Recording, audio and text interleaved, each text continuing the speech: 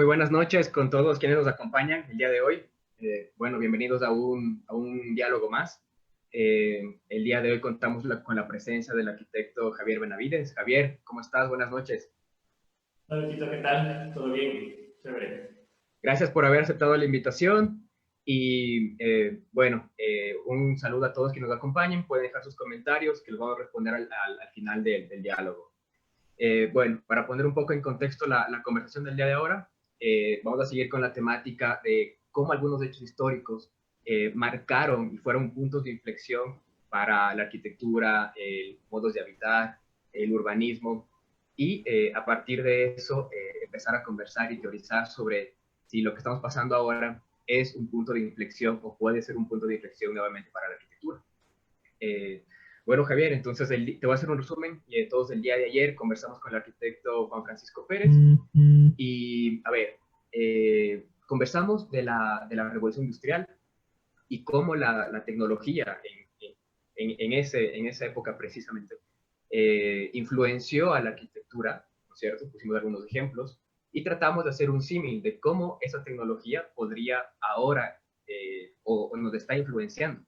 Y poníamos el ejemplo de las aplicaciones, de esta interconexión vía online, y hablamos incluso de el cyberspace y realidad aumentada, etcétera.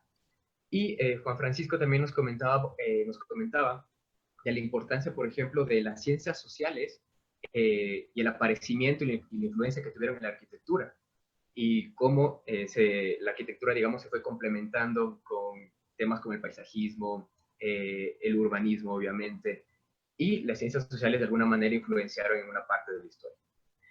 Bueno, eso fue, digamos, a breve rasgo lo que hablamos el día de ayer, y quería arrancar preguntándote no sé, ¿qué opinas respecto a si este va a ser un punto de inflexión en la arquitectura y cuáles crees que hayan sido los puntos importantes que marcaron, digamos, a lo largo de la historia de la arquitectura, algún cambio o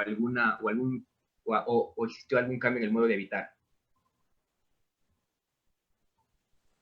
Bueno, antes que nada, muchas gracias, Luchín, por la invitación. Chévere que, a pesar de que estemos en cuarentena, podemos seguir aquí comunicándonos y podemos seguir aquí divulgando y debatiendo y conversando sobre lo que realmente es nuestro físico, ¿no?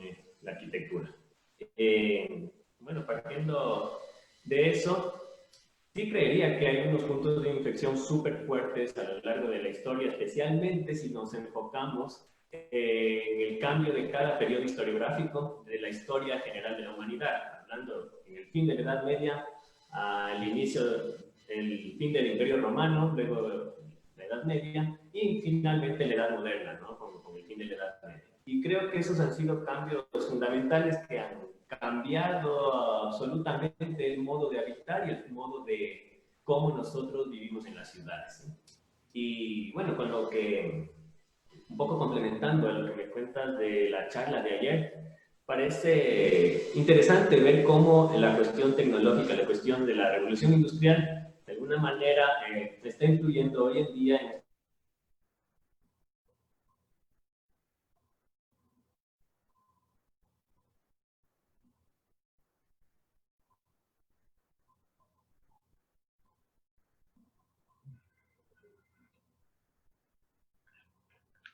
Parece que me desconecté. Ya, estoy de nuevo.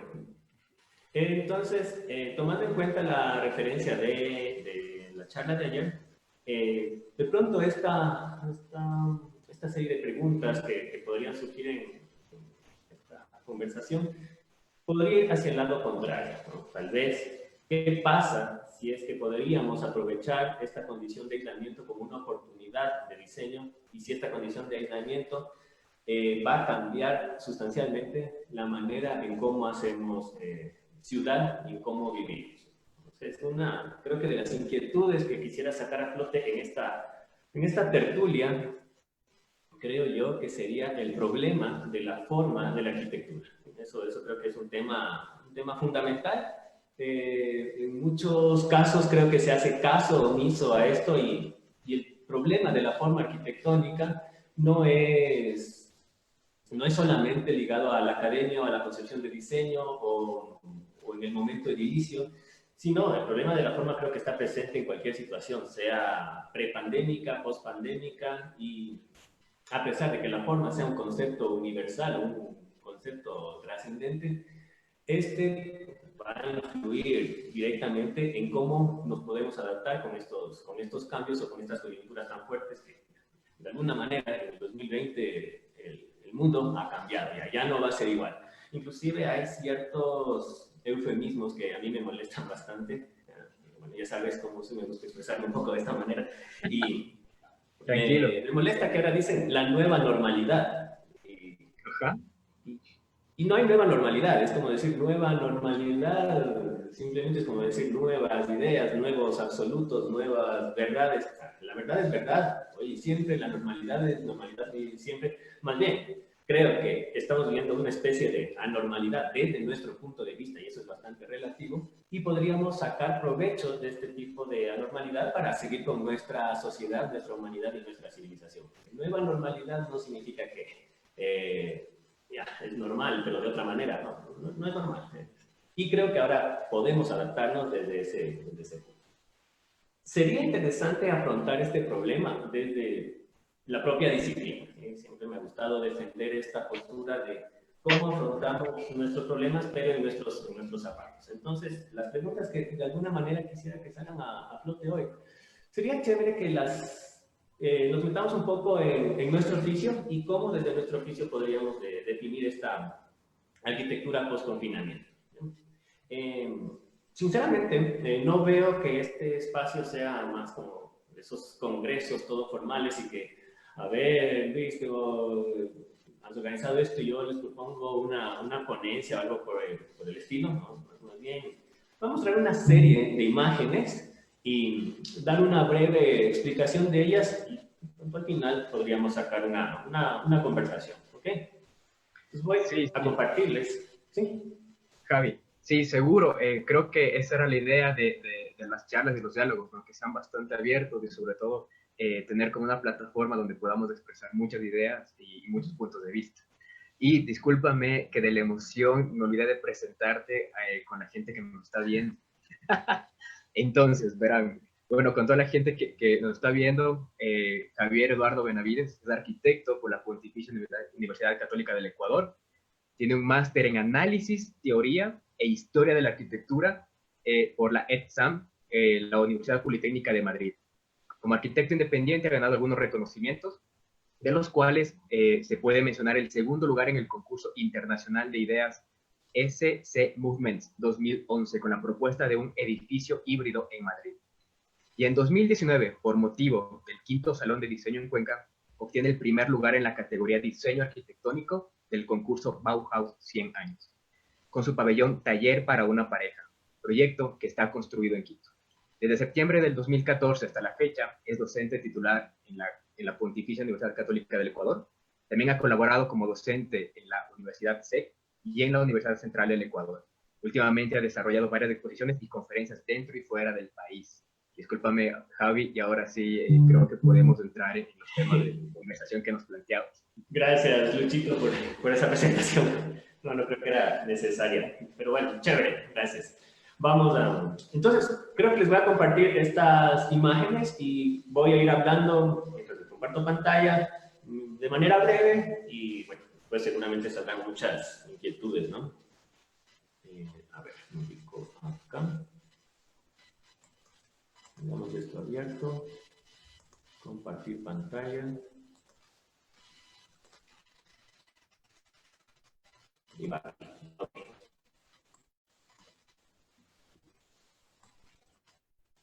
Ya, creo que ahí estamos. Esta imagen creo que nos llama bastante la atención y son justo estos cambios de época, ¿no? Estos puntos de inflexión. Como de la noche a la mañana, bueno, no tan de noche a la mañana, también una aclaración, los historiadores nos hacen creer que el imperio de Occidente, la caída, historiográficamente, la caída de Roma, como que cayó en un 476 y para el 477 estábamos absolutamente inmersos en la Edad Media y no fue así. Fue una caída muy paulatina, poco a poco, ¿no? Pero en ese proceso vivenciamos cómo vivíamos en el mundo antiguo, o sea, una sociedad altamente urbanizada. Creo que hasta ese entonces la humanidad había llegado a su clímax de cómo vivir en una ciudad, ¿sí? Y paulatinamente, a lo que va la decadencia del Imperio Romano y su posterior caída, al menos en la parte occidental, se nota que hay un cambio radical en cómo está llevando la humanidad, al menos en ese lugar del planeta, lo que es el modo de vida y la civilización. Y que vemos en la imagen de abajo, que es, ahí tenemos el Foro Romano, ¿no? El Foro Romano como un conjunto de elementos arquitectónicos que están construyendo ciudad y que a la vez también están haciendo política, están definiendo las decisiones de la ciudad, están definiendo los espacios públicos, privados, etc. Tenemos una claridad arquitectónica en la imagen de arriba. Sin embargo, en la imagen que tenemos abajo es el mismo foro, pero como este foro, de alguna manera, ha acogido nuevos usos. Pero lo interesante es que Roma, la Roma imperial, al tener un ciudadano que de algún modo quería vivir un estilo de vida urbano, la Gran Roma, una ciudad que tenía 1 millón de habitantes, se redujo a un puñado de miles, cuando obviamente pierden sus acueductos, pierden sus equipamientos, sus demás cosas. Y probablemente, creo yo, es como una hipótesis, esto podría pasar paulatinamente en el 2021, 22, 23, si es que seguimos confinados de esta manera. O sea, ahorita creo que estamos todos encerrados y aislados en casa y vamos a ver, vamos a palpar el problema de la situación cuando salgamos de ella y veamos que la mayoría de nuestros negocios, de nuestros espacios, de los lugares públicos que solíamos ir, simplemente ya no existen. Y algo que era bastante cotidiano.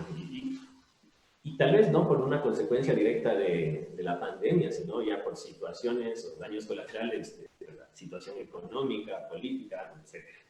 Entonces en Roma, claro, poco a poco fueron destruyendo los acueductos, dejaron de usar ciertos equipamientos y es una ciudad demasiado grande en la cual la infraestructura ya no podía abastecer a la misma. Entonces, si tenía una infraestructura que solo abastecía a 10.000 personas, cuando la ciudad tenía 1 millón de personas, lo que pasó es que la ciudad se redujo, sus ruinas quedaron allí y se empezaron a hacer pequeñas invasiones medievales en los grandes monumentos, otros edificios quedaron allí tirados como un lindo testimonio de la civilización romana en medio de grandes campos de pastoreo, y la mayoría de la gente simplemente emigró hacia el campo. Podemos ver de cerca cómo al final es un modo de vida bastante rural, bastante feudal o bastante agrícola, inmerso en un mundo de ruinas fragmentadas en un territorio que alguna vez fue muy urbanizado. Aquí tenemos otra imagen que llama mucho la atención, es el anfiteatro romano de Arles. Y vemos ahora que se asemeja un poco a cómo habrá sido en la Edad Antigua, y tenemos su transformación en la Edad Media. Entonces, también es interesante cómo una condición tipológica tan fuerte como es el anfiteatro puede acoger otros usos tan heterogéneos como el provocar que vayan urbanizando en el interior del mismo, donde antes peleaban gladiadores y habían eventos públicos, eventos de espectáculos, simplemente termina cogiendo otros usos, inclusive cierta urbanización, donde podrías plantar espacios de residencia. Finalmente, ya en la actualidad, pues, se lo restaura, le limpian las casitas medievales y lo vuelven a utilizar hoy en día como plaza de toros. Y quedan ciertos rezagos de las intervenciones de la Edad Media, como estas torrecitas que vemos aquí. Claro. Entonces, cómo también la misma arquitectura puede adaptarse a esta serie de eventos, los llamo entre comillas post-apocalípticos, porque de alguna manera el fin del Imperio Romano fue una especie de apocalipsis en ese momento, para ese punto determinado, en ese sitio determinado.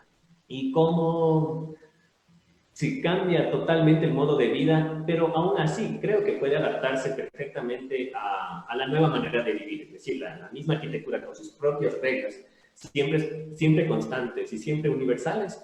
Más bien, no sé si debemos pensar en cómo cambiar la manera de pensar arquitectura. Tal vez los que cambiarían seríamos nosotros, o Inclusive el mismo objeto arquitectónico se readaptaría a nuevos usos, más las reglas universales que manejan la propia arquitectura, esto es bastante debatible, pueden permanecer iguales y constantes.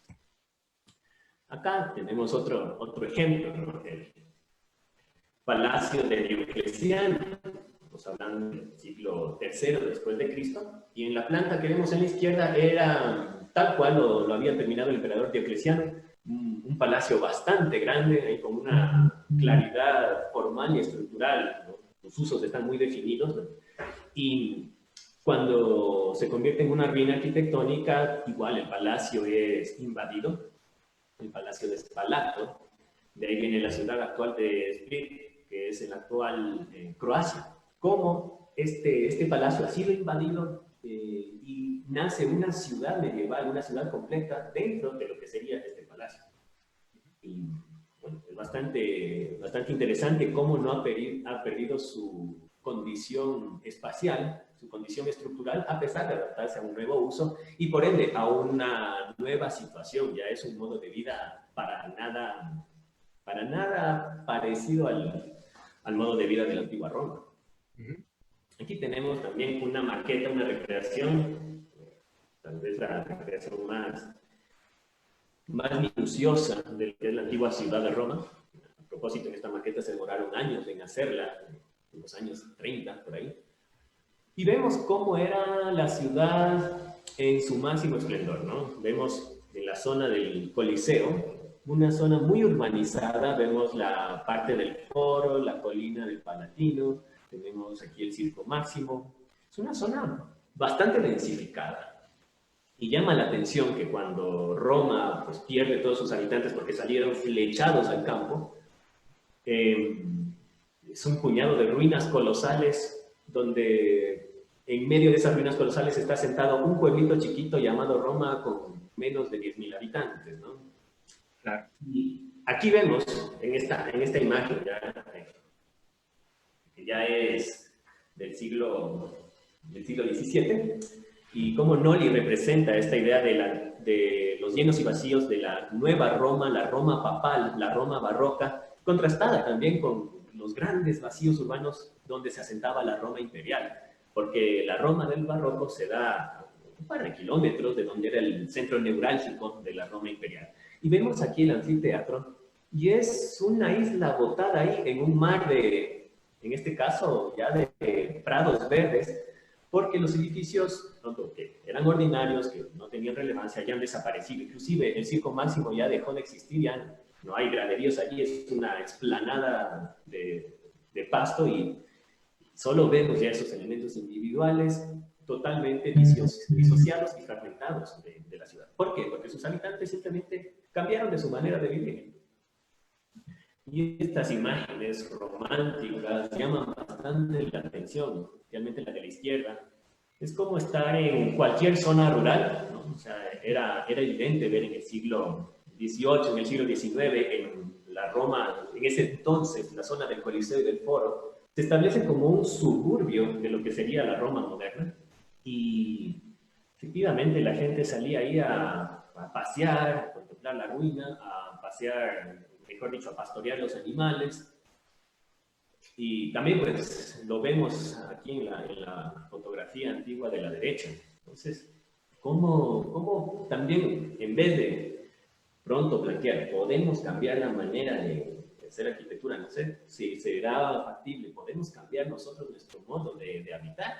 Y porque simplemente ya cuando cae Roma y en el mundo medieval, simplemente no se podía vivir como vivían los romanos. O sea, era totalmente insostenible, no había manera de tener ese estilo de vida. Obviamente se readapta nueva arquitectura, nuevos objetos arquitectónicos, nuevas dinámicas arquitectónicas y nuevos programas. Sin embargo, las formas arquitectónicas probablemente siempre han estado allí. Es interesante debatirlo. Aquí también vemos, estas son las antiguas murallas de Roma, y aquí tenemos las ruinas, parte de los cimientos de las termas de Caracalla, y lo demás es un mar de potreros, ¿no? Cuando originalmente esa zona es por aquí, ¿no? Que está bastante densificada. Entonces, otro punto de inflexión que es similar a lo que de alguna manera estamos viviendo es la peste negra. O sea, la peste negra también nos cambió radicalmente nuestro modo de vida en aspectos políticos, en aspectos religiosos, en aspectos económicos y también en aspectos urbanos, ¿no? Para la Edad Media, casi, al menos la Edad Media, me refiero en el mundo cristiano occidental, lamentablemente las ciudades eran unos lugares totalmente invivibles. Ir a vivir a una ciudad era estar lleno de foco de enfermedades, estar con cualquier riesgo de condiciones insalubres de vida. Entonces era mucho más sano, efectivamente, vivir en el campo, tener un estilo de vida muy rural, ¿sí? Y bueno, también aquí aparecen ciertos elementos arquitectónicos como serían las villas suburbanas, evocando también a la antigua Roma. Y nos dimos cuenta que ya en la edad moderna, luego vendrá el Renacimiento y otra vez el ser humano tiene nuevamente un estilo de vida urbano. Y nos damos cuenta que las ciudades ahora tienen que ser diseñadas de otra manera, ¿no? Con esa espontaneidad que se fue dando durante la Edad Media. Y con un fotograma de la película Playtime de Jacques Tati. Y claro, es una parodia, también una crítica a una modernidad malentendida, ¿no? Y digo modernidad malentendida porque voy a hablar un poquito después del concepto de modernidad. Esa especie de aislamiento, cada quien en su mundo, cada quien en su burbujita, y todas las burbujitas iguales, pero estamos todos interconectados, relacionados, pero no nos llevamos entre sí. Me parecería, tengo la percepción de que hoy estamos muy conectados con el Internet, con el Zoom, con los cumpleaños por Zoom, con los matrimonios por Zoom, con las arras por Zoom. Pero de pronto, inclusive en nuestras relaciones familiares, tal vez estamos, con los que vivimos, no estamos tan conectados antes como cuando estábamos antes del aislamiento. Entonces, en el fondo, ¿qué tan interconectados estamos cuando nuestros lazos entre las personas cotidianas con las que nos vemos siempre, de pronto no estamos tan conectados en la época pre-confinamiento? Javi, una consulta. Dime. Antes de meternos en esta parte de la, como ahondar no sé si vamos a ahondar en la peste negra y hablar de estas relaciones sociales, estaba pensando en lo que habías dicho al principio, ¿no? Que eh, un poco estabas pensando en esto de la nueva normalidad. Tal vez es porque ya pasamos, digamos, ya hemos pasado algunos de estos hechos, ¿no es cierto? Donde hemos visto que la civilización ha enfrentado problemas similares y de alguna manera es porque deberíamos aprender de eso y ahora tal vez pudiera volver a pasar, pero no es una nueva normalidad, sino que es algo que ya ha pasado. ¿A eso tal vez te referías? Es algo que sí, es algo que ya pasó, tal vez no es normalidad para nosotros, ¿no? Pero Claro. seguramente nuestros hijos y nuestros nietos probablemente tengan que vivir en su normalidad, que para ellos sí será una normalidad diferente, para nosotros anormalidad, y para ellos será su nueva, mejor dicho, su auténtica normalidad. O sea, asumiendo que nosotros somos el mundo antiguo, si esto colapsa, porque también estoy en un ambiente un tanto fatalista, tal vez la siguiente generación o la siguiente década sí sea, tal vez sí sean algo lo más análogo a una segunda edad media, ¿ya? Pero ya, como dices, eso ya pasó alguna vez y creo que la historia es cíclica y más bien aprovechar lo bueno que nos pudo haber brindado esas coyunturas propias de la Edad Media, que en la arquitectura creo que nos puede dar grandes aportes, ¿sí? Creo yo. Sí, porque incluso algo recuerdo es que, por ejemplo, justo cuando mencionabas esta parte de la peste negra, también usaban de alguna manera máscaras, ¿no? O sea, ahí usaban también máscaras y ahora estamos tratando o usamos mascarillas. Entonces, ya es algo que ya pasó. Y de alguna manera, creo que el entender la historia nos puede hacer también, como tú dices, dar lecciones de qué podría porque ya pasaron muchas cosas similares, ¿no? Las pestes no es algo nuevo. Y es más, o sea, yo creo que si lo comparamos, no tengo idea de cuánta gente habrá muerto en el Imperio Romano, pero de seguro la cantidad es completamente abismal, ¿no? O sea, muchísimas más personas murieron en el Imperio Romano que tal vez ahora que por muchos motivos tal vez están muriendo menos, ¿no? Una aclaración, ¿no? Cuando fue la caída del Imperio Romano, realmente no muere tanta gente. Lo que pasa es que, bueno, los bárbaros germánicos simplemente hay una especie de mestizaje cultural y ya, no es que hubo una bajada sustancial de población. Las ciudades disminuyen población, pero es porque se van hacia el campo, no porque Ok. hubo muertes o cosas por el estilo, ¿no? En cambio, en la peste negra, estamos hablando en el siglo XIV, la peste negra sí se cargó, si no me equivoco, un tercio de la población de Europa, que es bastante, es bastante. Claro, y también tengo entendido que fue cíclico, o sea, también no fue una vez, sino se presentaba por época, de alguna manera. Sí. Y es interesante también las lecciones que nos da la peste negra, o sea, como que la peste negra de alguna manera fue un aviso de, hey, si en la antigua Roma ya tenían esas infraestructuras urbanas para vivir, o sea, de pronto, si la peste negra caía en el mundo antiguo con esa serie de infraestructuras, de pronto hubieran tenido menos alcance de mortalidad. Más o menos lo que sucede ahora, o sea, el nivel de mortalidad comparado con cualquier otra epidemia del pasado no se compara, no se compara, porque estamos en un nivel tecnológico bastante alto, por así decirlo, ¿no? Entonces, en la peste negra, realmente fue esa situación, ¿no? Estaba en una especie de oscurantismo científico y que pegó mucho más fuerte de lo que hubiera pegado en Roma. En Roma, en la antigua Roma, habían bastantes epidemias y todo, pero ninguna se cargó un tercio o inclusive en algunos lugares hasta la mitad de la población. Entonces eso les movió el piso y no sé, de alguna manera es como que ya las ciudades nuevas tendrán que ser más habitables, tendrán que ser menos improvisadas como habíamos llevado este estilo de vida. O sea, no es que vivir en la ciudad sea malo, es porque no estamos haciendo las ciudades adecuadas para poder vivir bien. Entonces, aquí quisiera como que introducir esta parte del tema. En la Edad Media, el mejor espacio para el hábitat probablemente no se dé en la ciudad, al menos en el mundo europeo occidental, sino a las afueras, y bien a las afueras, o sea, lo más lejano posible, ¿no?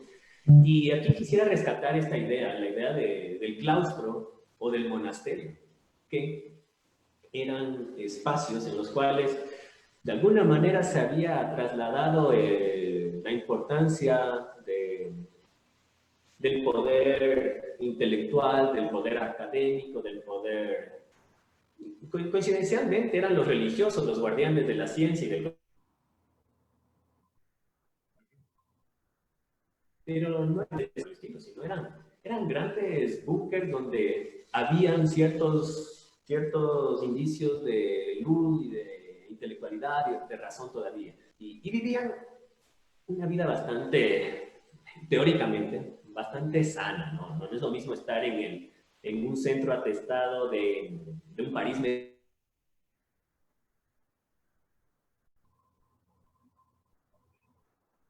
allá en las montañas, más limpia, más saludable. Imagínate las grandes ciudades de la Edad Media sin alcantarillado, ¿no? Y tenemos, por ejemplo, los monasterios. Aquí tenemos este monasterio de San Michele, en el norte de Italia. Es como un búnker ahí alejado que nos recuerda un poquito a los monjes paleocristianos, ¿no? Y es un búnker donde ahí cultivabas la ciencia, cultivabas el conocimiento, cultivabas todavía la razón.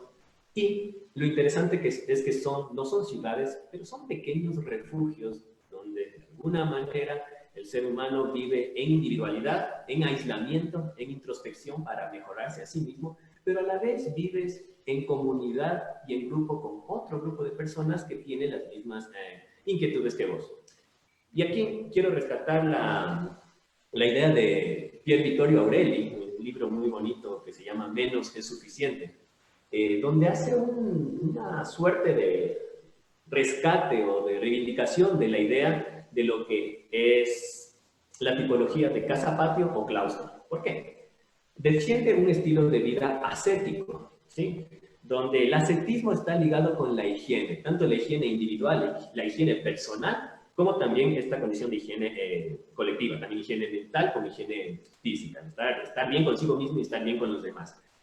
Reitero, evocando a ese ascetismo, esa austeridad para purificarse a sí mismo de los primeros monjes del paleocristianismo que se largaban al desierto a meditar. Y ahí es cuando Aurelio rescata la idea del encierro, ¿no? Eso lo voy a explicar un poquito después con otras formas. Tenemos aquí la fortaleza de Carcassonne, ¿no? Como el estilo de vida ya no es una ciudad gigante, de hecho Roma tenía murallas, pero llegó al punto que ni siquiera eran necesarias hasta ya las invasiones en sus últimos años. Pero de ahí, es como ahora, era una ciudad bastante, las ciudades estadounidenses se extienden y desde Nueva York hasta Miami casi es una sola ciudad. Bueno, exagero, desde Nueva York a Washington, pero es una sola zona urbana.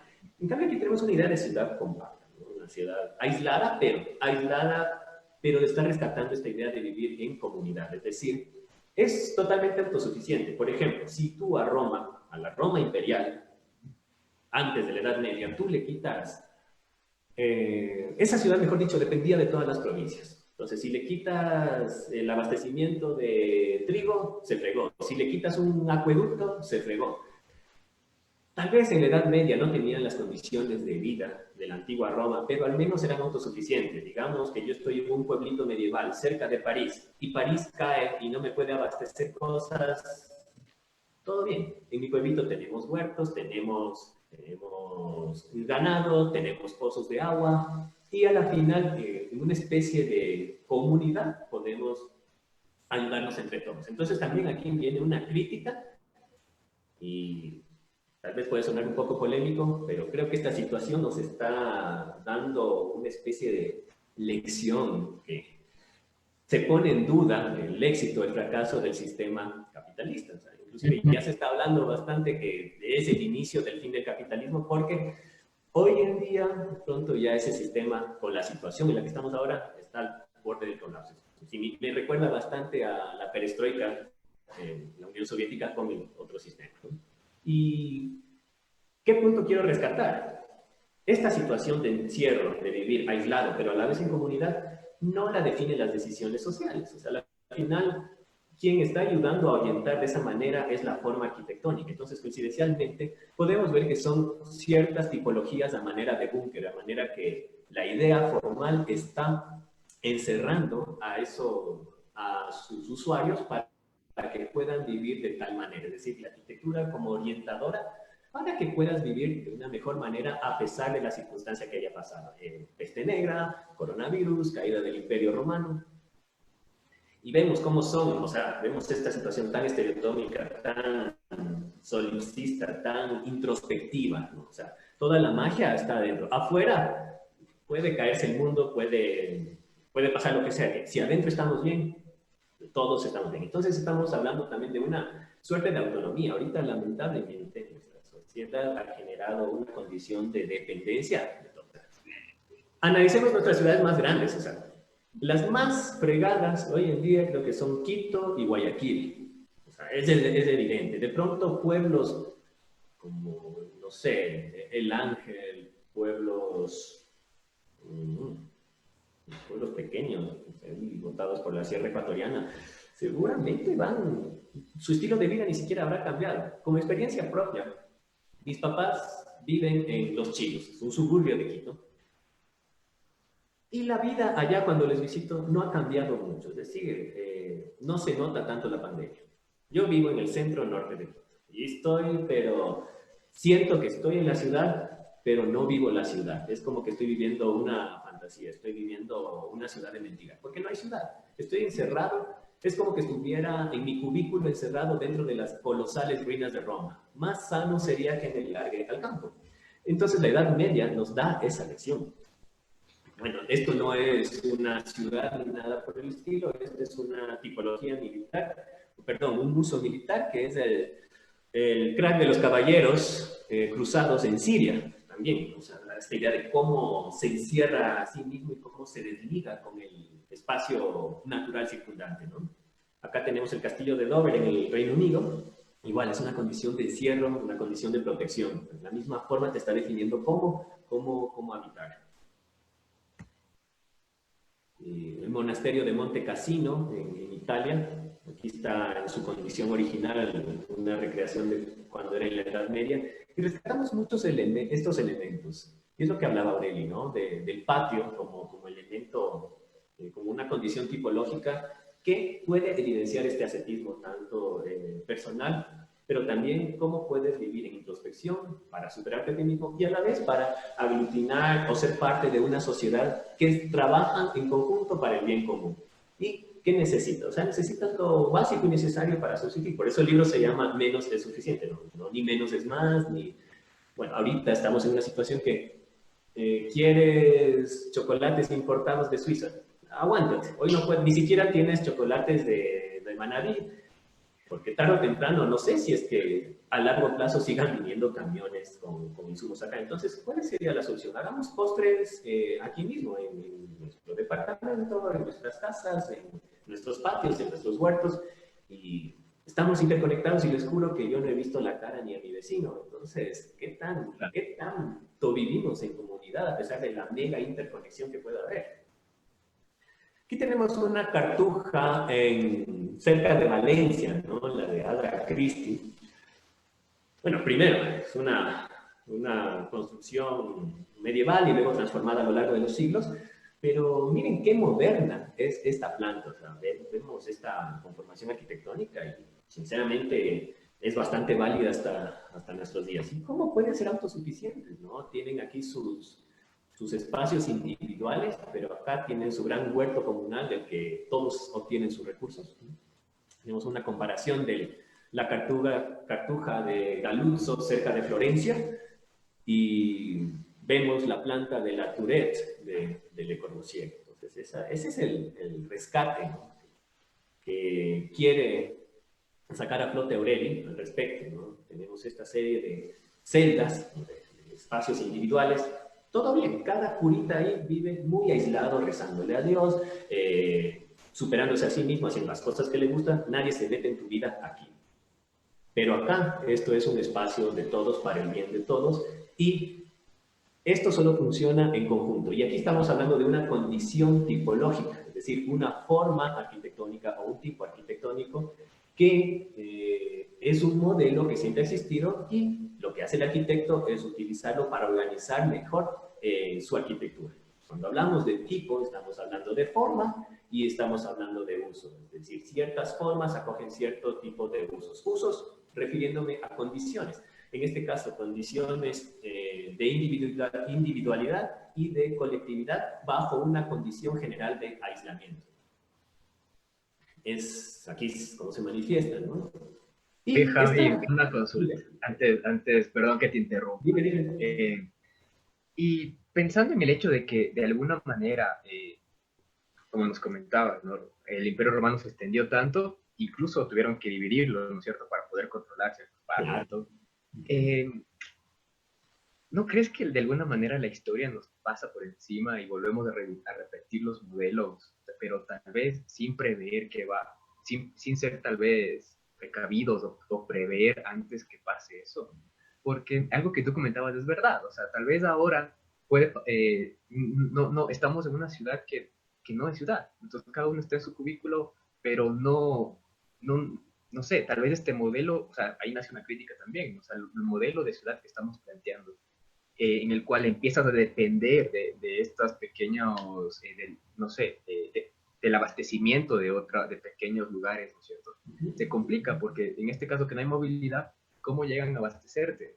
Entonces, obviamente, los modelos de ciudad también empiezan a ser, no sé, obsoletos, no sé si obsoletos, pero por lo menos deberían ser repensados. Pero ya fue algo que pasó, o de alguna manera pasó en Roma, ¿no? No sé, no creo que la historia se nos está pasando por encima. ¿Qué opinas? Es que claro, yo creo que el problema sustancial es que sin ninguna coyuntura que te altere por completo la situación, todo va bien, todo va bien. O sea, Nueva York, la ciudad tal vez la más cosmopolita y la más importante del planeta, si está abastecida, si no hay guerra, si no hay pandemia, si no hay nada por el estilo, todo bien, no le va a pasar nada. Pero el hecho que, digamos una situación, que le cortes el metro, que le cortes el alcantarillado, en un área metropolitana donde hay 16 millones de personas, colapsa. Y no nos damos cuenta hasta que pasa dicho evento, hasta que pasa la situación. Entonces, podríamos prever eso, obviamente, pero, a ver, si ahorita se propone, replanteemos una especie de sociedad feudal. Vámonos al campo. Qué linda es la teoría, porque ya, si planteáramos esto como una idea en el siglo, ¿qué digo? En el mes de diciembre. Qué bonito suena, pero bonito para las pelis. Y ahorita, ¿qué pasa? Uno ya se cuestiona. Yo, si pudiera, me iría a vivir al campo. Tranquilamente podría seguir dando clases por Zoom, pero al menos sentiría que vivo cierto grado de comunidad, de humanidad, de contacto con otros ciudadanos. En la ciudad, a pesar de estar en la ciudad, no lo puedo hacer.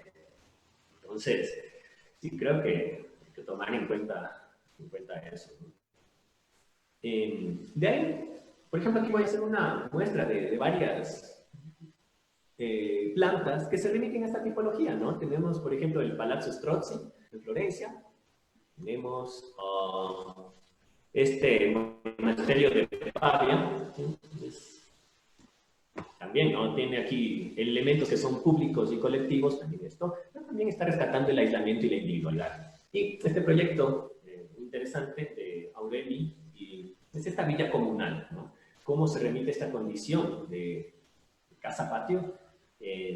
La postura es inclusive que se aísle, no se aísle en el aspecto que no quiere relacionarse con el contexto ni nada, sino mantener su propia autonomía tanto formal dentro del tejido urbano de la ciudad y de esa manera que sea autosuficiente. En este término, autosuficiente en términos tipológicos y en términos formales, pero también eso se puede traducir a una condición actual, post-pandemia.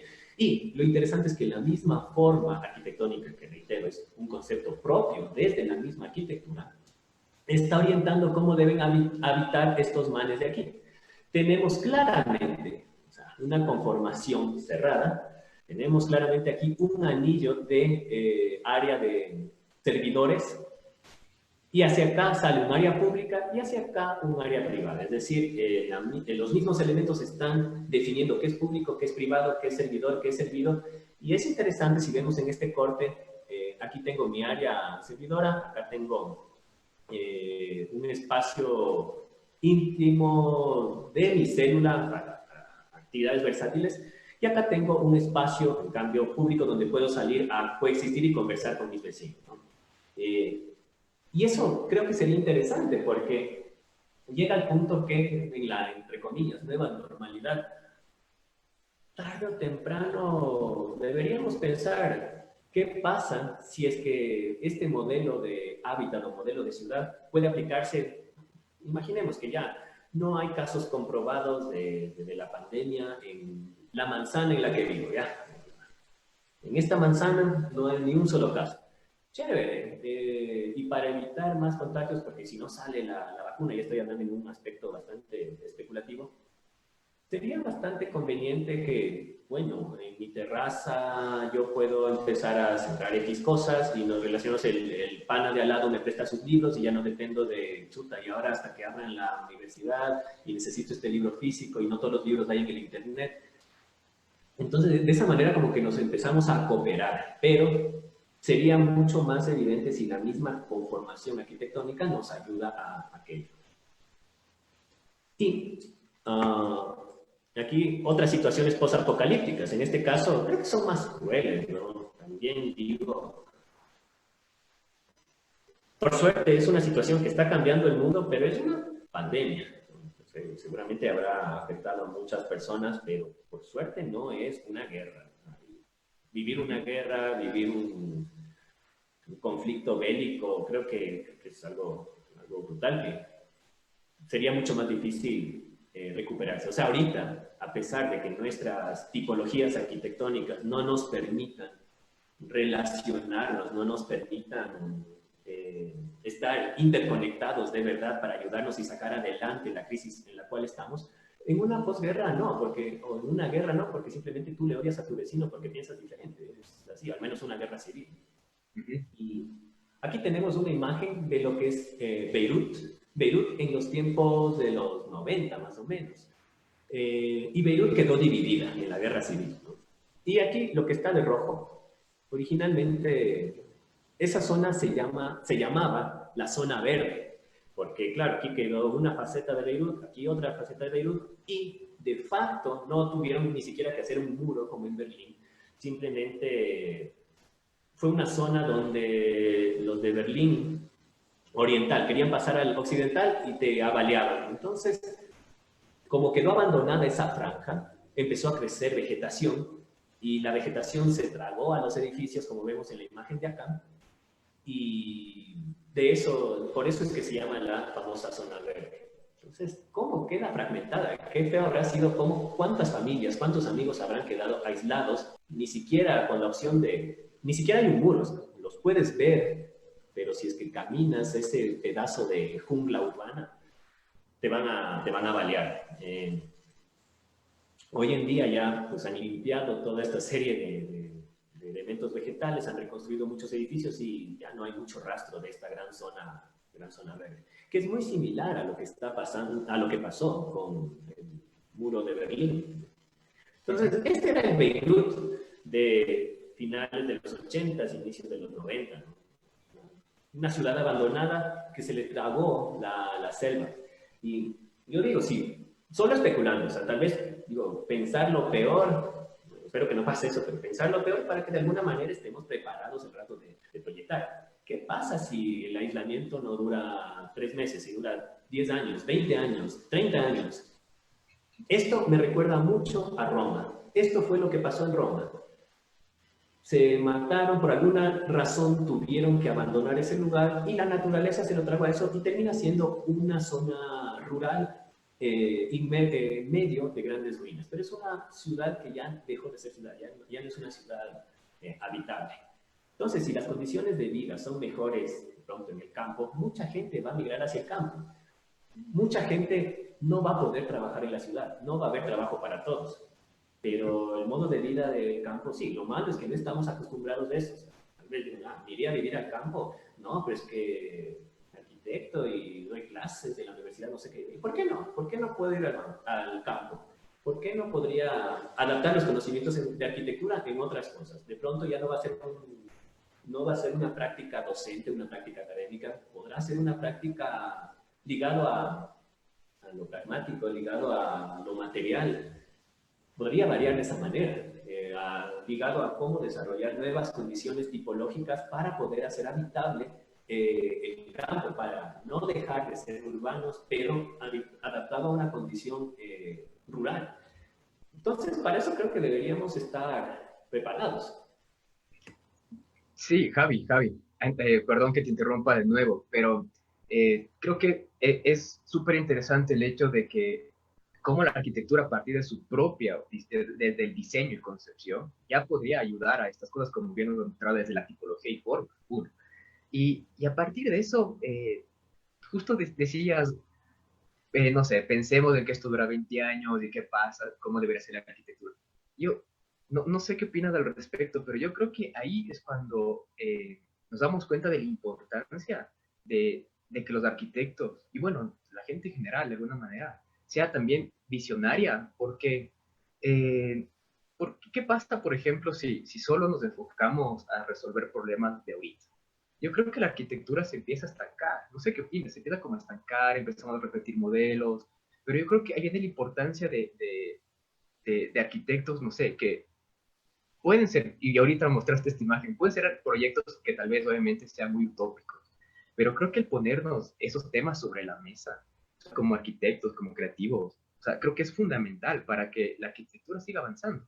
Entonces hay mucha gente que critica, por ejemplo, no sé, algunos dibujos radicales o algunas posturas más extremas. Y algún rato que hablábamos, por ejemplo, de lo de la ciudad, lo de Archigram, esta ciudad, el plugin city. O sea, imagínate, tal vez no son cosas que han pasado hoy, pero yo creo que también, no sé qué opinas, desde mi punto de vista ahí está la importancia de que los arquitectos pensemos tener un futuro. O sea, porque si no, estas teorías, estas especulaciones que a veces dicen, no, es que no es válido, es que, ¿por qué te planteas de esto? Mejor, no sé, y tal vez nos bajan un poco esa parte creativa.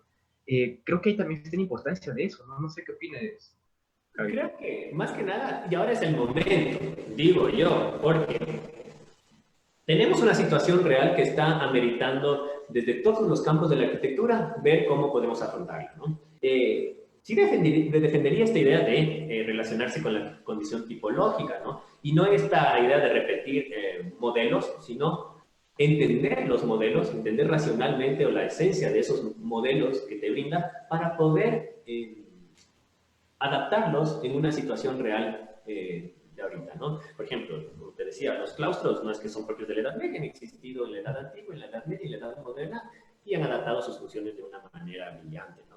Esta idea de especular también me parece bien. Hoy es el momento. Aprovechemos. De pronto hoy estamos encerrados en casa. De pronto hoy no podemos estar construyendo afuera, no podemos estar diseñando para clientes afuera. Las mejores propuestas teóricas de Eisenman, por ejemplo, de Heidegger, salieron en los 70 en plena crisis del petróleo cuando básicamente se quedaron sin trabajo. Entonces, creo que es el momento en el cual nosotros podríamos especular eso y yo invitaría a la academia, porque esta creo que es una interesante situación en la cual la academia podría afrontar este tipo de proyectos, o al menos no en las clases de taller, pero sí al menos en las clases de teoría. ¿Cómo podríamos especular la arquitectura de mañana? Porque si no, si nos remitimos a la situación actual, netamente ya es una situación obsoleta, ¿no? Sí, Y aprovechar sí, el problema. sí. Sí, porque, por ejemplo, hay veces que yo creo que ahí radica la importancia de plantear ejercicios que de alguna manera te hagan pensar diferente. Porque si no, te quedas en lo mismo desde mi punto de vista y empiezas, no sé, es como tú dices, ¿no? O sea, la especulación en momentos de crisis nos puede ayudar muchísimo y yo creo que a veces, y enlazo con lo que te pregunté hace un momento, ¿no? O sea, yo me quedé pensando en eso, si la historia se nos está pasando por encima y nos estamos quedando muy retrasados. Eh, y a veces creo que desde la academia o desde con nosotros como profesionales, creo que nos estancamos. No sé si será, no creo que, no, obviamente no es el caso, pero de alguna manera creo que esa falta de, no sé si de especulación, o esa falta de generar propuestas más radicales o escenarios como apocalípticos como los que hablas, tal vez, no digo que vaya a ser la arquitectura que salve lo que pasamos, pero creo que ahí radica la importancia de que nosotros pensemos de alguna manera diferente y tengamos otro proceso creativo tal vez. Tal vez de alguna manera no serían proyectos válidos, ¿no? Tal vez tendrían muchos errores, pero creo que alentaría a hacer crítica, ¿no? A hacer teoría a través de la especulación proyectual. Esa sería la idea. Claro, y hablamos de crisis, y la palabra crisis, al final es momento de decidir o juzgar, eso es lo que significa, y eso está muy relacionado con la condición etimológica de la palabra crítica. Entonces, hacer crítica es decidir o juzgar en un momento de crisis, propiamente dicho.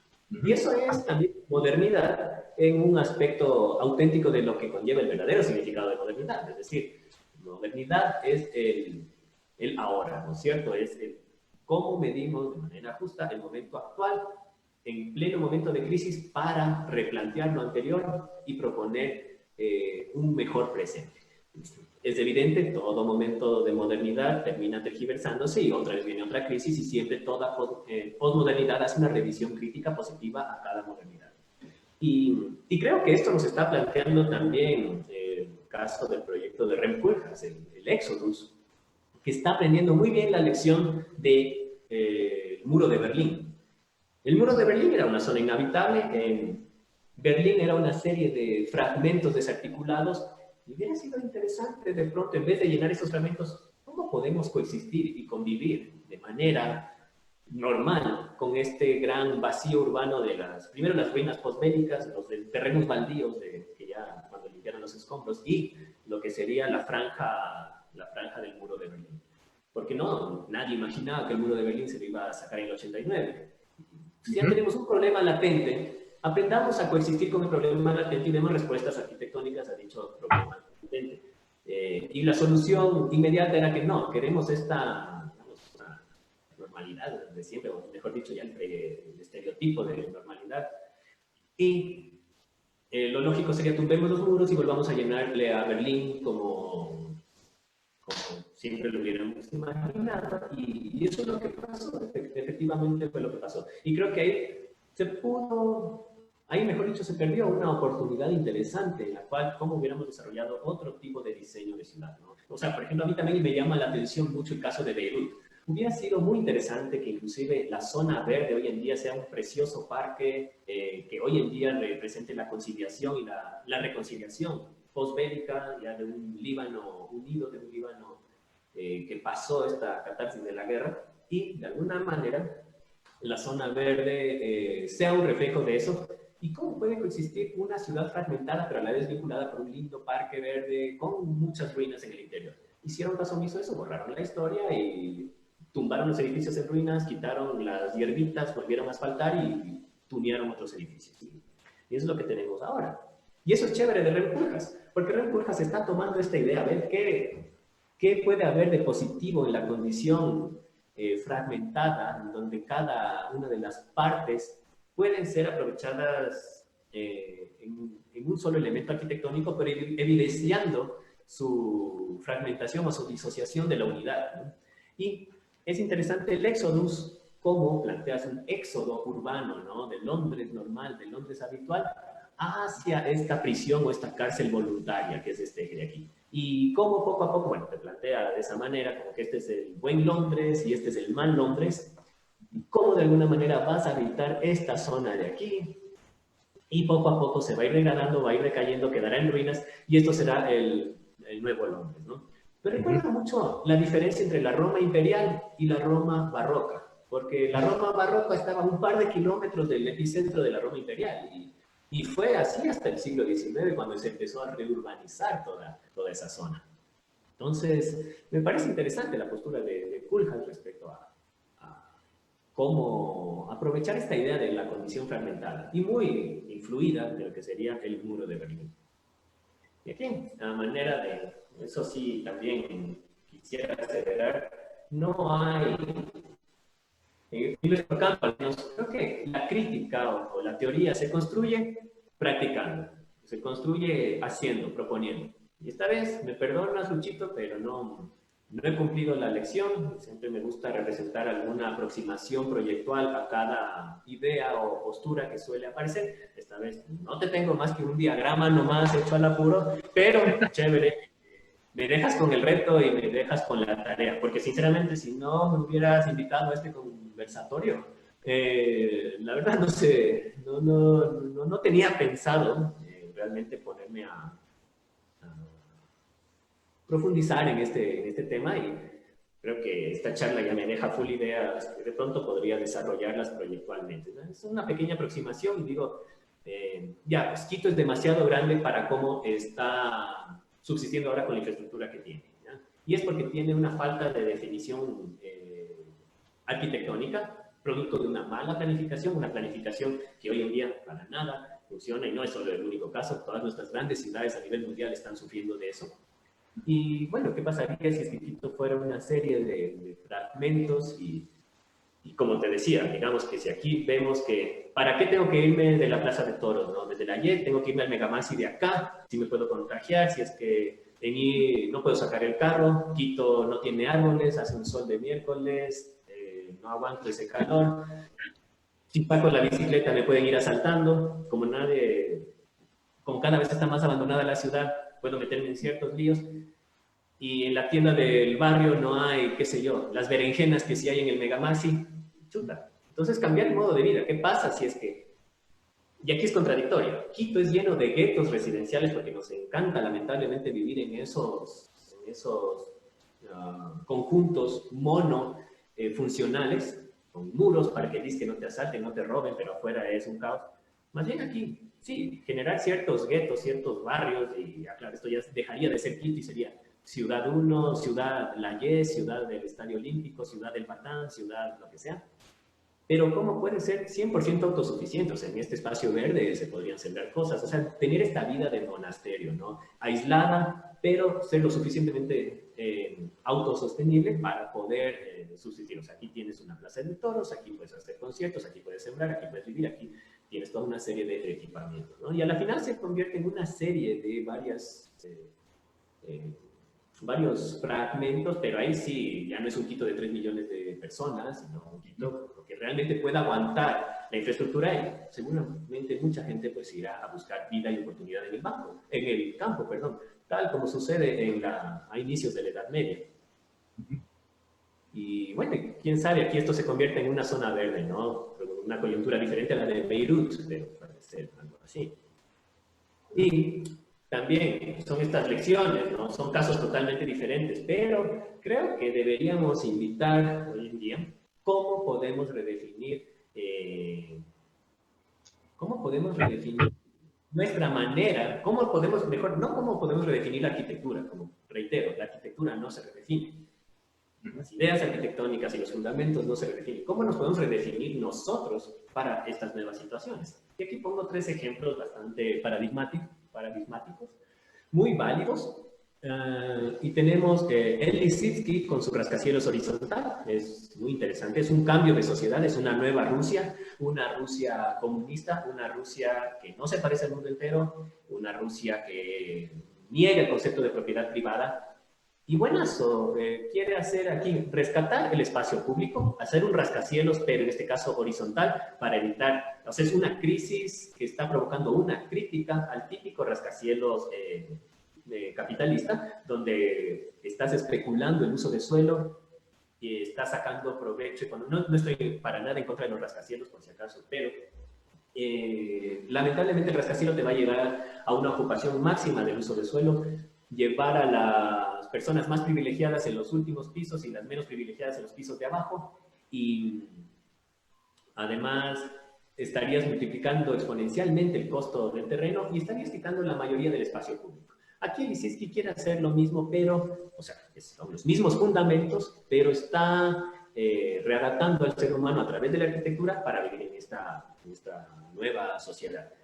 No se lleva a cabo también toda modernidad o toda especulación tiende a ser utópica, y si la llevamos a la práctica tiende a ser distópica si no es el momento de darse. Pero si es que no pasa este poco apocalipsis que estoy imaginando del coronavirus, mejor. Pero si es que pasa, sería chévere estar preparados, ¿no? Y aquí es buenazo porque genera gran espacio público. El rascacielos está horizontal, donde no hay el jefe que está en el último piso. O sea, todos tienen el mismo privilegio de vistas, el mismo privilegio de ventilación, de iluminación. Y como ya estamos negando este concepto de propiedad privada, ya no es que necesitas saber, voy a ganar cuánto, voy a ocupar tanto terreno, entonces voy a sacar tantas oficinas y tanta área útil para vender. Tiene otros parámetros. Como Krutikov, en su trabajo de fin de carrera, hace 100 años, ya replantear, es un poco más utópico, cómo replanteamos una ciudad en las nubes, o cómo Samuel Lier. Somos una sociedad industrializada, una sociedad tecnócrata, una sociedad en la cual el nuevo templo es el medio de transporte, el obrero y la fábrica. Y interesante cómo está desarrollando esta suerte de tipologías donde articula fábrica, trabajo, vivienda, medio de transporte, todo en el mismo sitio. Tal vez hoy en día no tendría mucho sentido, pero sí era producto de un pensamiento arquitectónico ligado a una coyuntura real de su tiempo, ¿no? Y finalmente, no, o sea, a veces tenemos que adaptar y cambiar nuestros estereotipos de cómo vivimos. Y es interesante cuando los primeros cristianos huyen, ¿no? Y una manera de hacerlo fue irse al lugar más recóndito de Asia Menor, en la actual Turquía, y se adaptan a las nuevas, o sea, se adaptan de alguna manera a lo que tienen en el territorio y están excavando, están haciendo esta suerte de ciudades excavadas en estas montañas que tienen una piedra bastante fácil de labrar, y creo que me parece que son un desarrollo arquitectónico bastante interesante. Pues aquí ya no estoy hablando de forma arquitectónica, sino de esa capacidad de adaptarse a otras situaciones, y creo que lo hacen bastante bien. Me parece un lugar maravilloso hoy en día y demuestra ese carácter urbano aislado allá en la nada. ¿Sí? Y aquí también esa es mi tarea a medias que de alguna manera hago, es esta suerte de elementos aislados, ¿no? Cómo pueden a la final, en el primer caso, esta suerte de guetos, pero ya pensados desde una conformación aislada, tenemos recuperar el concepto feudal o medieval de la muralla y cómo tenemos los elementos públicos en el interior que sirven a los elementos individuales que están hacia el límite y cómo ya al final la ciudad ya no te sirve. Y ¿por qué no repensar a un modo de vida? Creo que esta es la última. ¿Por qué no repensar a un modo de vida que realmente sea feudal? O sea, no creo que haya retroceso, sinceramente. La misma arquitectura nos puede ayudar a eso y si es que esto colapsa, si esto va de mal en peor, ¿por qué no pensar, adaptar, si vamos a una segunda edad media, ¿por qué no adaptarnos a una condición feudal, una civilización feudal? Y la arquitectura estoy seguro que nos va a servir para ese fin. Eso sería como las inquietudes que quisiera plantear. Oye, no, súper interesante porque creo que a partir de este entendimiento de las tipologías que se fueron dando como respuesta a lo que pasaba, creo que hemos cumplido lo que te había planteado, ¿no? Especular con cómo podría ser después. Entonces, el hecho, como planteas, que podría ser, por ejemplo, en lugar de una ciudad extensa, pequeñas, no sé si son barrios o pequeñas comunidades, por así decirlo, que puedan ser más autosuficientes y que no puedan depender tanto de algún otro lugar que está más lejano, por ejemplo. Entonces creo que obviamente ahí caemos en los temas de resiliencia y cosas así. Podrían hacer que la comunidad obviamente sea, el estilo de vida cambie y sea mucho mejor, que es lo que está pasando ahora. Entonces, pero creo que, y quería ahondar en algo, creo que lo importante de estas cosas es primero entender, ¿no?, lo que pasó antes.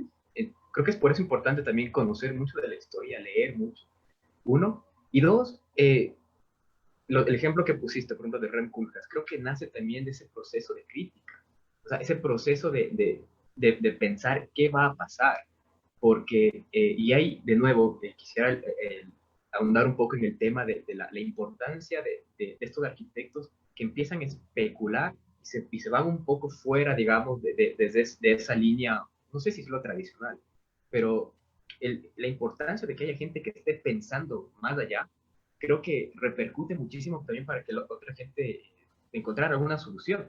Tal vez hay cosas como las que veíamos que se van de las manos algunas veces, como esta ciudad en el aire que nos mostraba, etcétera. Pero creo que lo importante y lo que quisiera rescatar de esos gráficos es el proceso de pensamiento que hubo, es el proceso de crítica, ¿no es cierto? Un proceso muy profundo de crítica que les ayuda a proyectar algo a partir de ese entendimiento. Que a veces caemos un poco en el hecho de que eso no se da, ¿no?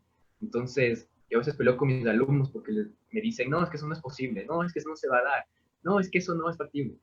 Digo, pero, brother, estás estudiando una carrera creativa, somos creativos, o sea, tenemos que proyectar cosas, tenemos que pensar mucho, tenemos que ser crítica, o sea, tenemos que a través del diseño hacer también una crítica a lo que pasa. Entonces, si ya pensamos que no va a pasar, claro, nunca va a pasar, ¿no?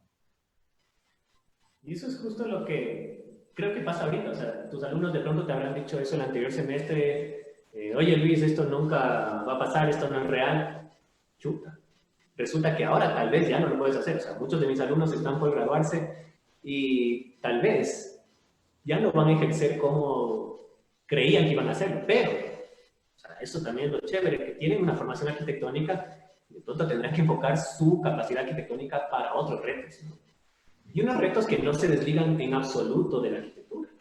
O sea, eso es lo importante. O sea, ahorita creo que nos está demostrando que los espacios urbanos pequeños, o sea, los pueblos, creo que no les ha hecho, no sé, tal vez peco si es que hablo sin conocimiento porque no sé, no me consta, pero me mueve que en las ciudades muy pequeñas, en los pueblitos, en serio, lo están llevando mucho mejor que Nueva York, Madrid, Quito, Guayaquil. Y claro, es interesante, pero no solo queda que, ya, qué lindo, vivamos en comunidad, hagamos una amiga y eso. Creo que falta, como nosotros en nuestro campo, que creo que podría conversar, porque de otro yo no sé, cómo el arquitecto y la arquitectura puede orientar a vivir mejor bajo esas condiciones. ¿Y cómo orienta mejor el arquitecto? A través de su práctica, ¿no? A través de definir los espacios donde va a desarrollar su arte. Claro, al final nosotros estamos ligados a todo el entorno construido. Entonces, de alguna manera, creo que el quehacer del arquitecto debe enfocarse en estos problemas como tú dices, a partir del diseño, de la misma infraestructura, misma tipología, de la misma configuración que tú estás organizando, puedas combatir este tipo de situaciones. Que como hemos visto, de alguna manera se empiezan a repetir y que van pasando y no sé, o sea, imagínate, me encantaría hacerle la pregunta, por ejemplo, a Peter Cook y decirle, bueno, ¿usted qué opina de lo que dibujó hace, no sé, unos 40 años? De esta ciudad que se conectaba y que caminaba. No sé qué opinará al respecto, pero yo digo, el pensar en esas cosas futuras, tal vez obviamente eso es mucha especulación, pero creo que es necesaria, sobre todo para lo que estamos pasando. Y como el ejemplo que nos acabas de poner, ¿qué pasa si las ciudades, en lugar de ser, no sé si una ciudad satélite, por ejemplo, es algo más pequeño? Entonces, tal vez sí están conectadas, ¿no es cierto? Pero tal vez esta gran mancha urbana tal vez no es la mejor respuesta. Al Incluso menos por, en esta situación. claro, incluso por cuestiones de movilidad. Ayer conversábamos con Juan Francisco en el sentido de que, por ejemplo, el hecho de estar ahorita en casa, también tienes más tiempo. Tienes más tiempo porque no pierdes una hora en ir al trabajo y otra hora en regresar. Entonces también creo que la importancia de que las ciudades podría incluso radicar o sea, como tú planteas, que se podría hacer una ciudad más pequeña, ¿cierto? O sea, obviamente podría también tener el beneficio de la movilidad, de esta conexión mucho más cercana. Y los urbanistas hablan de esta ciudad a 15 minutos, tal vez, incluso. Sí, y ahorita también un poco tomando en cuenta eso, es bueno eso de fijarse en el futuro, ¿no? Especular el futuro totalmente. Y siempre viendo al pasado. También, porque creo que el pasado ya te dice, ¿no? Y cuando vimos en las fotografías de esto del proyecto de la Villa Comunal, proyecto actual del siglo XXI, lamentablemente no construido, pero es una postura actual, inclusive previa al coronavirus, y vemos que todavía se están manifestando esas lecciones que nos da el pasado, pero también proyectando un futuro mejor. El hecho al final se convierte en un hecho crítico. Creo que está allí, solo es cuestión de darse cuenta. O sea, como dices, ya se ha hablado esto de las ciudades de 15, de manejar el tiempo a 15 minutos, me parece genial, pero creo que hay que llevarlo a cabo, ¿no? Y no basta solamente con decisiones extraarquitectónicas, creo yo. O sea, eso sí, desde un punto de vista muy arquitectónico, creo que hay que llevarle a su concreción arquitectónica. No necesariamente objetual, no, para nada, no necesariamente objetual. Pero por ejemplo, es mucho mejor que en un teatro griego, con su propia condición espacial, su propia condición estructural o compositiva, va a funcionar mucho mejor que si fueran unos graderíos en forma lineal. O sentémonos en una ladera a ver cómo cómo hace una obra de teatro viendo el paisaje. Sí, genial, es lo mismo, pero hace falta el espacio que acoge esa situación. Entonces, ahí hablamos también de cómo habitamos y cómo ese artificio te está orientando y está aseverando tu manera de vivir. Creo que va por ahí. Claro, ajá. Y sabes que justo cuando mostraste las imágenes de estas construcciones monumentales del Imperio Romano que fueron, digamos, rehabilitadas de otra manera, por así decirlo, me acordaba también por ejemplo que están pasando en algunos estadios ahorita. O sea, algunos estadios, si mal no estoy, creo que el de Madrid, lo ocuparon para que sea un hospital o que los médicos vayan a dormir allá. Entonces, de alguna manera, también puede estar, me acordaba de ese ejemplo actual. Exacto. Entonces, a la final, las formas arquitectónicas, los tipos no están cambiando, las ideas fundamentales de la arquitectura no están cambiando. Lo que está es tan versátil que se está adaptando a cualquier otra condición utilitaria posterior. Y mientras más clara esta definición arquitectónica, creo que mejor se va a poder acoplar a nuestras necesidades posteriores, tanto actualmente como post-pandémicas o prepandémicas, como queramos ver. Entonces, chévere, Y cómo se están hablando. Ajá, seguro. Y una consulta. ¿Crees que, por ejemplo, lo que al un rato conversábamos de esta arquitectura pura eh, y esta parte de la poiesis que al un rato me comentabas, ¿tú crees que puede estar ligado a este nuevo quehacer de la arquitectura? A ver, buen punto. Creo yo, esto ahorita que nombras el tema de arquitectura pura, es un poco gracioso porque una vez también cayendo en tertulias con mis propios estudiantes, me dicen como, bueno, no me acuerdo, de chiste, porque ya sabes diferenciar la arquitectura pura de la arquitectura de verdad, de la arquitectura. Al final llegué a la conclusión que del purismo también alguna vez, ¿qué es lo puro? Entonces, ¿qué es lo impuro? Chévere como las lecciones que te da la vida. Cuando algunas me refería a esta condición de arquitectura pura, prefiero arquitectura. Arquitectura sin más ni menos. Tiene que ser pura porque no, lo otro no es arquitectura simplemente. ¿Ya? Y claro, creo que es fundamental hablar de esto de poiesis o de esta pureza en el pensamiento arquitectónico, porque el rato que estamos, por ejemplo, la charla de hoy básicamente fue de tipología, ¿no? Fue de forma. Cuando hablamos de forma, en ningún momento hablé de formalismos, ni de figuras geométricas, ni nada por el estilo, sino las conformaciones estructurales y espaciales para tener ciertos tipos de usos que son coherentes con la misma. Entonces, no es arquitectura, sí es arquitectura por la arquitectura, pero esta arquitectura viene a ser habitable, ¿no? No es una arquitectura que no va a ser habitable, si no deja de ser arquitectura. Entonces, hablamos de esta relación, de esta coherencia intrínseca entre forma, estructura y uso. Cuando hablamos de uso, hablamos de usuario, hablamos de situaciones, hablamos de espacio, de experiencia, de programa, etc. Cuando hablamos de forma, hablamos de los principios ideales o los modelos a los cuales se está remitiendo y las variaciones del mismo, las cualidades de este tipo de espacio. Y cuando hablamos de forma, estamos hablando de su condición estructural y por ende material. Y la condición material va a responder a una situación también contextual, ¿no? Entonces, ¿por qué no abordarlo de esta temática? Me hubiera encantado dar ese taller que di hace un par de años. Con esta situación creo que hubieran salido ideas bastante interesantes, ¿no? Ahora sí, digamos, aterrizadas en la realidad, porque ahorita tenemos esta situación actual, ¿no? Y en el aspecto que dices de la poiesis, entendiendo que la poética es la creación o hacer las cosas, construir las cosas, a la final uno crea o uno innova, no por esa creatividad tipo Art Attack, que tengo inspiración y me saco algo novedoso sacado de las tripas, ¿no? A la final uno crea, todo ya existe, todo ya está dado. Lo que uno hace es organizar las cosas que siempre han existido. Y por eso tomo esto de referencia. Si nuestro destino es de momento volverse una sociedad, una civilización feudal, tenemos que organizar lo que ya hicieron en el mundo medieval. O sea, Le Corbusier está organizando los mismos tipos arquitectónicos y las mismas formas que utilizaron los monasterios medievales. Crear es organizar o articular de manera ordenada, de manera coherente, de manera racional, las cosas. Pero las cosas ya existen, o sea, las cosas no las podemos inventar. Esa es la situación. No, no, Javi, súper interesante. Y bueno, antes de ir con las preguntas de la gente o los comentarios que nos dejaron, eh,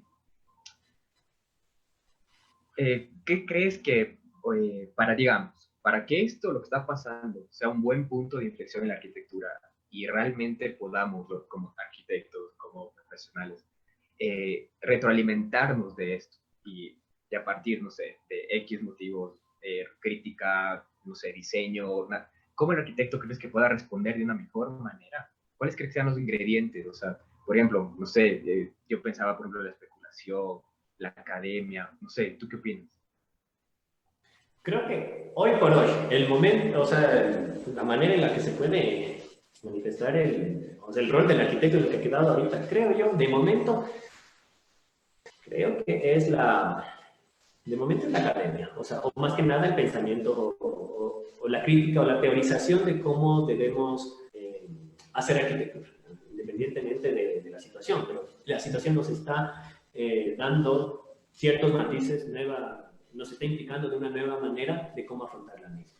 Entonces creo que ahorita de pronto sería la academia, Creo que también dedicarse a cosas más pequeñas. Si digamos yo me dedicaba antes al sector inmobiliario y tal, de momento creo que es imposible. No sé por cuántos meses, pero hoy por hoy creo que no, por varios factores, inclusive ahí sí, factores que están más allá de la propia disciplina. Creo que ahora sería el pensar la arquitectura, y no solo pensar desde posturas especulativas o utópicas, o inclusive pensarlo desde la teoría o la crítica. O sea, cuando haces crítica, también creo que innovar un detalle constructivo, innovar un sistema constructivo, innovar cómo usar materiales que disponemos ahorita que no es necesario traerlos de tal sitio porque están las fronteras cerradas. En el aspecto pragmático también se hace crítica, y eso es chévere porque Violet Leduc es un caso fundamental de eso. O sea, Violet Leduc te enseña a construir, tal vez como el mejor ingeniero del mundo, pero es uno de los mejores escritores de arquitectura que pueda haber. O sea, él hace teoría, pero es teoría práctica, ¿no? Entonces, creo que debemos sentarnos ahorita a ser críticos, sinceramente, desde todos los aspectos que engloba la misma disciplina, ¿no? El diseño, la teoría, la historia, la tectónica, todo, creo yo. Hasta ver qué pasa, ¿no? Si se arregla Claro, todo, si es que se arregla todo, de pronto nos iremos reinsertando en el campo laboral. Luego, o sea, no sé, yo te digo, y es que todo sigue mal, de pronto mi plan B sea una migración a un estilo de vida más tranquilo en el campo, que sé que ahí también se puede aportar de muchas maneras. claro, seguro. Y creo que, creo que lo importante también es cómo vamos a afrontar lo que estamos pasando en el sentido de que no perdamos la oportunidad, de que realmente esto sea una oportunidad para, como profesionales de diferentes áreas, cuestionarnos cosas, que nos hagan pensar sobre todo. Creo que ahí está el punto, ¿no? El cuestionarse, en el pensar y de seguro el, pueden salir más ideas o ideas interesantes. A ver, de ahí te cuento. Guillermo Romero nos dice, quizá en las nuevas ruinas de nuestra época sean los grandes edificios de las empresas que quiebran o que cambian de propietarios. Igualmente, al afectarse tanto la economía, posiblemente estadios y otras megaestructuras que utilicen para otros fines, como por ejemplo relacionados a hospitales emergentes, como hemos visto en varios países del mundo.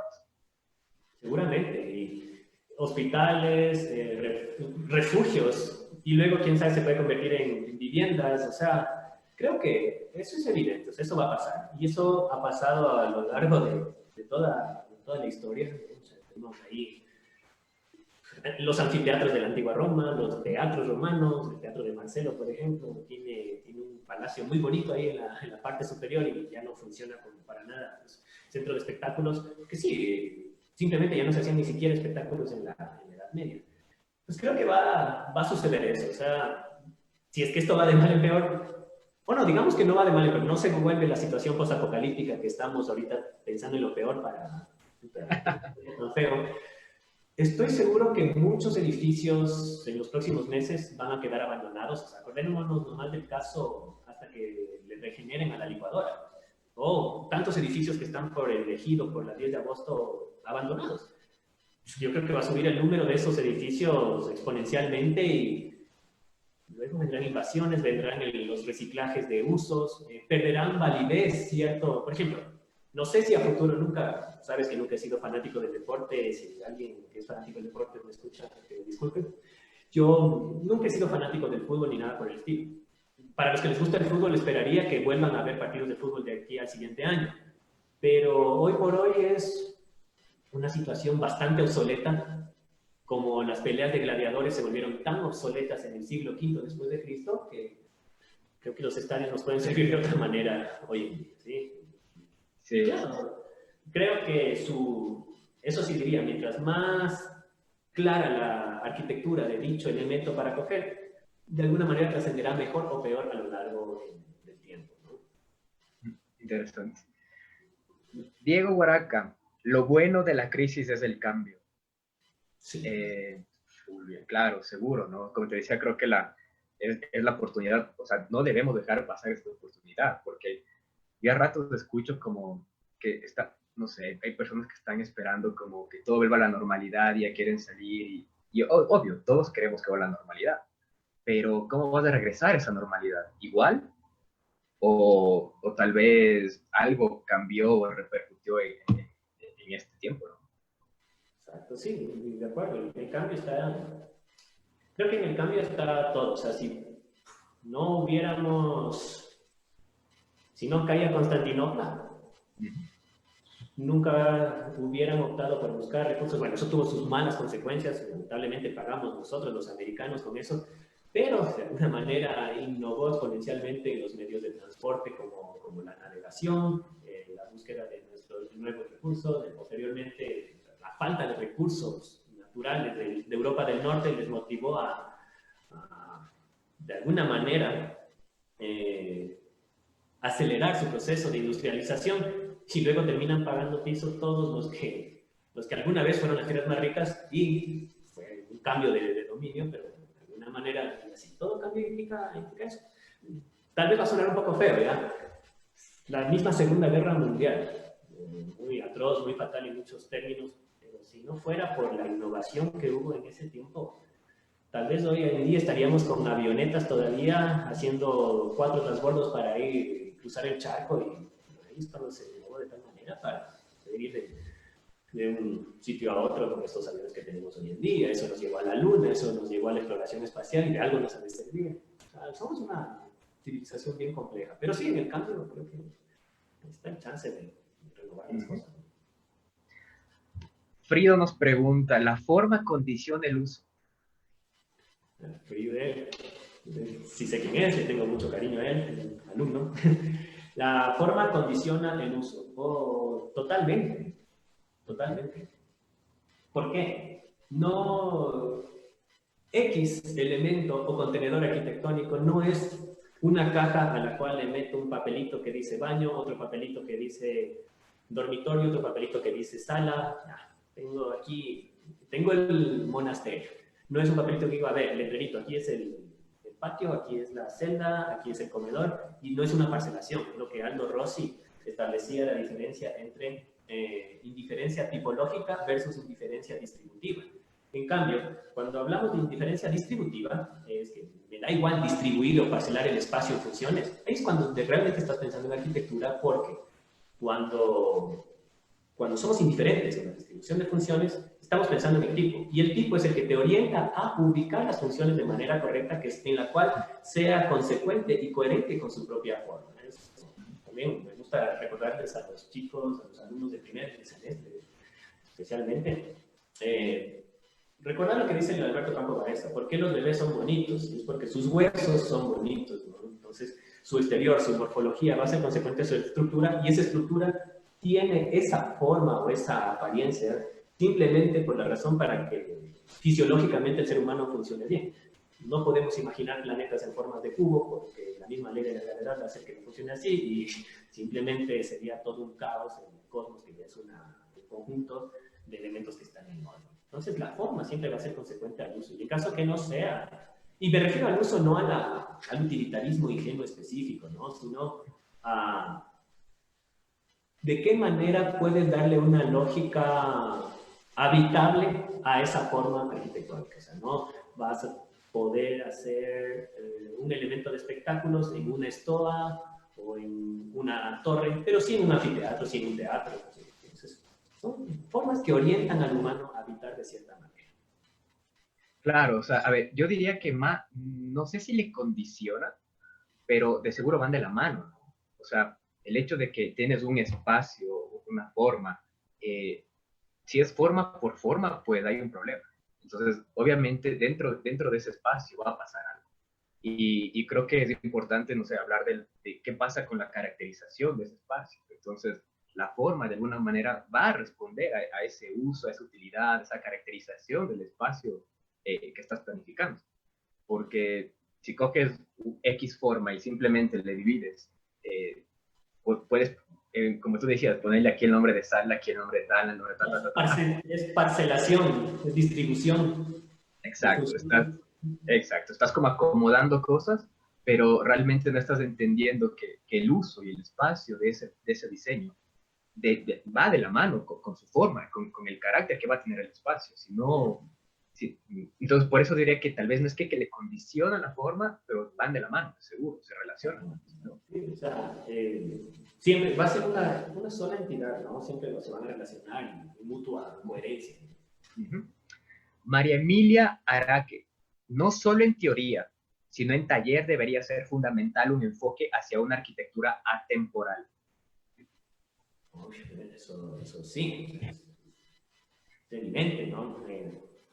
Por ejemplo, si logramos una arquitectura atemporal, primero no estamos cayendo en clichés ni en modas. Segundo, estamos haciendo una arquitectura que sea válida en el presente y en el futuro. Digamos que mañana prohíbe por alguna razón la religión católica en Francia. Estoy seguro que la Tourette se va a poder adaptar como escuela o como cárcel o como lo que sea. Entonces estamos hablando de una arquitectura atemporal. Y creo que la arquitectura debe responder problemas importantes y no problemas emergentes, ¿no? Entonces, sí creo que es fundamental que esta visión se encamine hacia una arquitectura temporal, o mejor dicho, monumental. Eso también, ¿no? Como Kant, que decía que la monumentalidad es ese sentimiento de eternidad inherente a la construcción, ¿no? Y no es esa situación de llegar a ser monumental por simple ego o algo por el estilo, sino es una situación de ser monumental para que sea válido tanto en el pasado como en el presente y en el futuro. Es la razón por la cual pues el pabellón de Mies hoy en día sigue siendo muy válido, muy versátil y no se ve algo caduco que ves que ya tiene casi un siglo de edad y desde el siglo pasado, no, nada que ver, es algo bastante válido. Tan válido como inclusive en el anfiteatro de Arles, hacen corridas de toros, antes fue ciudad medieval, antes fue peleas de gladiadores, mañana, quién sabe, hacen hospital, no sé, pero es decir, es una arquitectura muy atemporal. No necesariamente que dure para siempre, tampoco es esa la idea, ¿no? Pero sí en esencia, en fundamentos, sí. Sí, sí, creo que también lo tocamos algún rato en la charla, ¿no? Creo que es importante que desde el taller, desde la academia, a ver, no quisiera decir que todos los proyectos se hagan así, no, para nada. De seguro todos los enfoques son válidos, pero creo que ahí también radica la importancia desde cómo la crítica se influencia el proceso de diseño. Entonces creo que es radical que en la academia se impulsen ese tipo también de proyecto, de ese tipo de análisis, de proceso crítico, porque si no es, no sé, muy, muy complicado, creo que, o es muy fácil caer en la repetición, pero sin entender lo que pasa. Entonces, y ahí me da miedo de una cosa, ¿verdad? Y lo digo abiertamente. Profetizo. Sé que el siguiente semestre, si volvemos presencialmente o no, se va a poner de moda esto post pandemia. O sea, va a ser un tema de cajón en los talleres. Yo también lo voy a hacer, ya, no lo voy a hacer. Pero me da miedo que demos soluciones. No está mal, ¿no? No está mal dar soluciones emergentes, pero también sí me da un poco de recelo que se desligue de la propia disciplina y luego nos terminamos metiendo o serruchando el piso a otras carreras, a otras ciencias, a otras disciplinas. Son muy diferentes, de una índole muy diferente a la nuestra. Entonces sí me daría recelo que con esto terminemos hablando más de antropología o sociología que de la misma arquitectura. Entonces, aprovechemos esto, pero no lo veamos como moda. Creo que es al menos, bueno, es una postura muy personal. Estoy abierto a cualquier debate al respecto, pero sinceramente creo que deberíamos reconciliarnos con la propia disciplina, indiferente de cualquier situación que podamos tener, porque la arquitectura siempre va a haber. Entonces, ya digo, en edad antigua, edad media, edad post-coronavirus, siempre va a haber la arquitectura. Y no podemos hacer caso omiso de ella. Nos toca vivir en refugio, nos toca vivir bajo el techo, entonces nos toca, para bien o para mal, que siga existiendo la arquitectura. Claro, por ejemplo, creo que el tema que has tocado de algo emergente, yo diría, ok, hagamos algo emergente porque hay tal vez condiciones de algunos casos, familias, ciudades, no sé, que necesitan algo así, ¿no es cierto? Okay, ya. Y es necesario, tendrá que hacerlo. Ajá, me parece interesante que se haga una arquitectura o algún proyecto emergente, perfecto. Pero yo creo que estamos un poco alineados, porque diría, ¿qué pasa si solo en cambio pensamos en ese tipo de respuesta? Va a pasar lo que yo te preguntaba, capaz que la historia nos sigue pasando por encima y perdemos un gran chance de también pensar un poco futuro o plantearnos cosas no necesariamente completamente visionarias y utópicas, pero sí ver un poquito más allá también, ¿no? Que es lo que podría hacerse desde taller o un ejercicio y que capaz que, como tú dices, empieza a poner de moda y el otro semestre todos los talleres tocan la pandemia como una Yo excusa. creo que dos temas bien interesantes puede aflorar de esta post-pandemia en el campo académico. Creo que se podría reforzar bastante, bueno, también, no lo niego, exploraciones emergentes siempre van a ser válidas porque van a dar una solución al momento, pero ya, me refiero cuando pase el momento, va a ser muy interesante que se aborden temas propios a lo que sería la rehabilitación, como el comentario que escuchamos hace poco, la rehabilitación de las nuevas ruinas, o sea, rehabilitación arquitectónica y cómo podemos readaptar a nuevos usos edificios preexistentes, sería un tema muy chévere de algún taller de proyectos, como también creo que fundamental deberíamos tratar el tema de la vivienda. El tema de la vivienda, cómo debemos pensar arquitectónicamente la vivienda después de la crisis, incluso durante la crisis, y eso viene una crítica en general. Lamentablemente en toda la academia no se hace, o se hace muy poquita vivienda colectiva en los talleres. Y eso creo que es un gran problema, porque probablemente si es que uno se dedica al diseño, es probablemente lo que más va a hacer, y no le están preparando para eso. Entonces sí había un llamado crítico a la academia, en el cual se dé importancia al meollo. Creo que la vivienda es uno de los valores fundamentales de la arquitectura, y en los talleres no se afronta el problema de la vivienda, ni antes, ni ahorita, y esperaría que después al menos, pero nos perdimos la oportunidad de pensar vivienda también para la situación previa. Entonces creo que esas dos temáticas se podrían acoplar a la moda de la post-pandemia, pero creo que podrían salir resultados súper chéveres. Lo que es la rehabilitación de edificios persistentes y lo que es el desarrollo de nuevos prototipos de vivienda, producto obviamente de una crisis. Eso me recuerda bastante a los arquitectos soviéticos que estaban haciendo nuevas tipologías de vivienda colectiva para producirlas estandarizadas de manera barata, y no por eso una arquitectura sin carácter o monótono. Tenemos el buen caso de Ginsburg, el buen caso de Le Corbusier, el caso de Bruno Taut o Walter Gropius. Entonces creo que estamos, en serio, estas dignas revoluciones se dan cada 100 años. Y ahorita justo estamos a 100 años de, no sé, como que ya era hora también de que inicie la decadencia para que luego venga un nuevo renacimiento. Si me conocen ya saben que soy muy defensor del humanismo y de estas posturas ligadas al renacimiento o a la modernidad. Carlos David dice, Fernando Birri decía, la utopía está en el horizonte. Camino 2 pasos, ella se aleja 2 pasos y el horizonte se corre 10 pasos más allá. Entonces, ¿para qué sirve la utopía? Para eso, sirve para caminar. Interesante. Buen punto. Y creo que la utopía nunca llega a concretarse, ¿no? Siempre me gusta encubrir en eso y decir que hay que tener claro qué postura y cuál no. En eso, Le Corbusier es bien clarito. Él hace el plan Bazán o el plan Obus, súper utópico. Pero cuando hace la Unité de Marsella no es tan menso en aplicar literalmente la utopía, porque la utopía no se puede hacer la utopía con el lugar en el momento actual. Es utópica, es un no lugar, es un buen lugar ideal que hoy por hoy no existe. Entonces, bueno, lamentablemente creo que llevamos de manera radical o literal la utopía. Mejor que la utopía se nos vaya 10 pasos adelante y sigamos caminando, porque si lo llevamos de manera literal se vuelve distinto. Este es el caso de, un ejemplo, Marx y Stalin. O sea, eso pasa. La democracia y la democracia tergiversada. Siempre va a pasar eso. Lo mismo tenemos el movimiento moderno y el estilo internacional. Una linda utopía que se tergiversa y lamentablemente viene a ser un problema mucho más. Entonces, sí, es peligrosa, la utopía es tentadora. Llega al punto que Sí. mejor que se nos aleje y tener también los pies sobre la tierra. Para mí la importancia de la utopía creo que radica en que te hace pensar sobre todo. Yo creo que me agrada mucho el ver una imagen que me haga pensar, o sea, que te empiece a cuestionarte cosas. A veces, desde mi punto de vista, cuando lo obvio empieza, es como, bueno, ya lo vi, ya, ok, ya sé eso.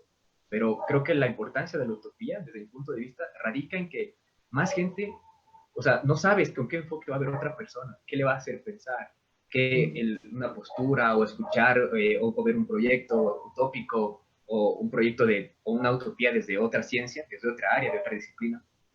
Pero de seguro mucha gente más se va a motivar, van a pensar y les va a calar de alguna otra manera y pueden salir otras cosas diferentes por ahí. Yo creo que ahí podría radicar la importancia de la utopía.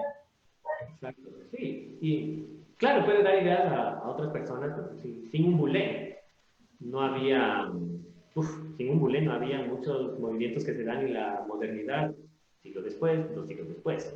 Ah, y creo que ¿No? estos movimientos, estos momentos de crisis, son unas utopías. La utopía del Renacimiento también creo yo, como pensamiento, como idea, era una maravilla. Y luego dura poco porque es también fácil tergiversar, ¿no? Y se nos va de las manos todo otra vez. Y es eso cíclico, o sea, la historia se repite y se repite y se repite. Sí, qué triste. A ver, Nicole Galarza, ya estamos viviendo otra realidad, pero ¿cómo podemos contribuir desde el papel de arquitecto en la sociedad? Igual, o sea, bueno, eso ya me preguntaste tú mismo. Creo que de momento, ahorita es, y así, no sé, con cualquier, tal vez me equivoque, simplemente sentarse a pensar, sentarse a elucubrar, sentarse a teorizar nuestros errores, nuestros aciertos y ver cómo podemos encaminar esa arquitectura en el momento de crisis. También tenemos que ver hasta qué punto podemos llegar, o sea, a qué punto quiero llegar con esto. No voy a negar que ahorita estamos en una situación muy delicada, todos los arquitectos, muchos colegas están inclusive sin trabajo. Podemos ir a ayudar y cualquier tipo de cosas, pero me da bastante miedo. Digamos que necesitamos de alguna manera curar a muchas personas. Como arquitecto, lo máximo que se me ocurriría es cómo desarrollar diseños eficaces de hospitales si es que fuera necesario, pero no sé si ahorita sea nuestro momento. Ahorita creo que el momento de actuar es de los médicos, es del personal de socorro, del personal de auxilio. O sea, ¿no? Creo que hay en cada fase el momento apropiado para que cada profesional pueda dar su grano de arena. Y es muy personal esta opinión. Creo que nuestro momento práctico no es ahorita. Creo que es después. Ahorita creo que debemos dejarles a los otros profesionales que hagan su trabajo y que lo hagan bien. Si muchas manos en un plato pueden causar arrebato. Como que, Sí. digamos, alguien se cae, lo atropellan y yo soy arquitecto y estoy con 10 paramédicos al lado, ¿no? Es decir, a ver, ¿cómo ayudo? Más hasta le puedo fregar más, romper más los huesos, y mejor digo, a ver, les presto el carro y yo les manejo y les llevo al hospital, pero lo máximo que puedo hacer, ¿no? De ley, Entonces, de ley. de momento, no creo que es nuestro momento en el aspecto pragmático todavía. Tal vez en el aspecto teórico, de pronto sí. Pero ahorita ya va a llegar nuestro momento y va a ser un momento grande. O sea, en plena posguerra, primero estaban en otros problemas, primero debatiendo cómo se dividía en Europa, etcétera, cómo se iban a refinanciar. Y los arquitectos y las reconstrucciones, las ideas de reconstrucción vendrán en los 50, 60 y las reconstrucciones efectivamente se harán ya, inclusive la de Berlín, ya pasada los años 90 en algunas partes. Entonces, igual, Beirut, la guerra terminó en el 90 y recién ahorita se está reconstruyendo. Entonces, creo que ya llegará nuestro momento, creo yo. De momento, mal, metámonos en aspectos que no son tan prácticos, creo yo. Porque en serio, sí nos puso en crisis a todos los arquitectos. Muchos creo que nos hemos cuestionado, digo, ¿y ahora qué hago? Es más, te digo, gracias Luchito por invitarme a esta conversación, porque tienes algo que hacer. Si no, casi fuera de la docencia ya, ¿y ahora qué más hago? No tengo nada más que hacer. No, que va. Y yo creería que tal vez ahorita lo importante es, o nos están dando tiempo para pensar, diría yo. Y algo que pasa es, por ejemplo, como tú decías, el pensar en la vivienda. ¿Qué va a pasar con la vivienda? Con estos espacios domésticos. Entonces creo que es interesante este tiempo. Yo siento un tiempo de pausa, como que, bueno, piensen en qué va a pasar, analicen la situación y después, ¡pum!, se nos va a venir el tiempo encima. Entonces creo que es importante todo ese proceso de análisis, de, como de entender qué está pasando tal vez y cómo podríamos después, como tú dices, ahí sí aportarlo. De ahí, Podría ser una especie de retiro, un retiro espiritual que tenemos todos los arquitectos. Aprovechemos el retiro y luego regresamos y ahí damos con todo, porque seguro venimos bien renovados, ¿no? de ley. Andrés Ponce, para un reciclaje arquitectónico la forma limita el nuevo uso. ¿Qué? Perdón. Para un reciclaje arquitectónico, la forma limita el nuevo uso. Totalmente, porque va a depender de la forma preexistente, ¿no? Ahora, hay edificios y edificios. Hay edificios que tienen una claridad tipológica muy fuerte. Hay edificios que no tienen esa claridad y va a ser, creo que, más difícil poder organizar las funciones reciclando el mismo edificio. Creo que, indiferente que si el estadio olímpico es buena o mala arquitectura, su remisión tipológica es bastante clara. Creo que sería más fácil ahí adaptar un edificio, un nuevo uso, que en un edificio o una construcción que no tenga una claridad formal, ¿no? Sí, sí, sí, sí.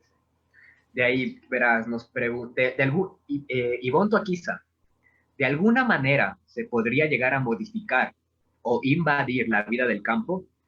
En el caso hipotético que ocurre ese cambio del núcleo poblacional ciudad-campo, históricamente, ¿cómo se ha manejado ese tipo de variantes? Bueno, no es un proceso que fue, como les decía, ¿no?, de la noche a la mañana, fue poco a poco, pero fue efectivamente lo que pasó en la Edad Media. Varió la manera de vida absolutamente, ¿no? Inclusive socialmente, económicamente, los modos económicos eran otros, eran totalmente contrarios a esta idea de feudalismo y claro, el señor feudal pues controlará la economía de su propio feudo y pues, cambia totalmente todos los aspectos de vida. Pero igual, o sea, son procesos que se dieron poco a poco. No lo veo como una invasión al campo, sino una distribución de población, ¿no? Porque si vemos de esa idea, de pronto las ciudades serán deshabitadas en gran medida, pero esa población se va a mover hacia el campo. Pero la idea no es hacer ciudades gigantes en el campo, ¿no?, sino diferentes feuditos o pueblitos diseminados a lo largo del campo. Sí, porque si no, seguiríamos repitiendo el modelo, ¿no? Es como solo mudarte a un nuevo lugar para devastar ese nuevo lugar, pero el modelo capaz que no cambia. Entonces, tal vez podría ser al revés. Esa imagen que tú mostrabas de estos pedazos de Quito, por ejemplo, ¿cómo podemos hacer que, en cambio, tal vez el campo, el verde, pueda tomarse la ciudad de alguna manera? Como esa imagen de Beirut que nos mostraba, súper interesante. Podría pasar. Sí, de ahí creo que esa es la última pregunta, de ahí el comentario muy parecido a lo que ya hemos respondido. No sé si quieres dejarnos algún último comentario o resumen o algo para pensar, no sé. Bueno, creo que en este tiempo ha sido bastante amena la conversación. Ya creo que lo he dicho todo, ¿no? Más que comentario diría, oportunidades siempre hay, y crisis también. Las crisis creo que son momentos muy agradables en los cuales podemos no redefinir, sino reivindicar el pensamiento, la propia razón humana y de esta manera darnos cuenta tal vez lo decadente que estábamos, o lo cómodos que estábamos viendo antes y nos olvidamos de muchas cosas y ahora es el momento de reivindicar esas cosas y dentro de nuestros zapatos afrontar este problema que sí va a ser un problema arquitectónico radical. Y somos, creo que, la primera generación que tenemos que afrontar este problema. Con una responsabilidad, digamos, bastante grande, porque muchos de nosotros somos docentes y tenemos la responsabilidad o sea, de cómo guiar a las siguientes generaciones a hacer arquitectura en esta etapa. Que espero que no sea como la imaginé. De ahí comentario, no se me ocurre más porque creo que ya los hablamos casi todos. No, y es súper interesante lo que hemos conversado. Creo que la importancia del conversatorio que yo pensé cuando le invité a ti y a Juan Francisco, era sobre todo porque muchas veces ya han pasado estas cosas antes, ya han pasado cosas similares, la humanidad ya ha sabido responder, o ha sabido responder, pero de alguna manera hemos ido caminando. Entonces, creo que es importante conocer lo que pasó, entender por qué pasó y a partir de ese conocimiento, digamos, poder reflexionar lo que está pasando ahora. Yo creo que, y como respondíamos una de las preguntas, creo que lo importante desde mi punto de vista ahora, para mí este es un break corto, ¿no? Obviamente, no es que no entiendo la crisis que estamos pasando, pero creo que es el momento también de sentarse a analizar cosas, porque si como arquitectos o como personas simplemente esperamos a que esto pase y mañana retomar como si nada pasó, creo que perdimos un gran chance, ¿no? Y perdimos el tiempo sobre todo. Entonces creo que la importancia de entender lo que estamos pasando y como arquitectos, cómo vamos a responder, qué va a pasar. Entonces creo que este momento, y era una de las razones por las cuales armé los conversatorios, era para crear esa masa crítica, digamos, de cómo con diferentes visiones la arquitectura va a responder o qué va a pasar después. Eso. Entonces, Javi, súper interesante todo lo que hemos conversado, todo lo que nos has contado, las imágenes, ya sabes, cualquier cosa, y armamos otro conversatorio, porque tienes tanto conocimiento metido aquí que para hablar contigo me haces estudiar. Ya. No, gracias por la apertura, Luchito, en serio.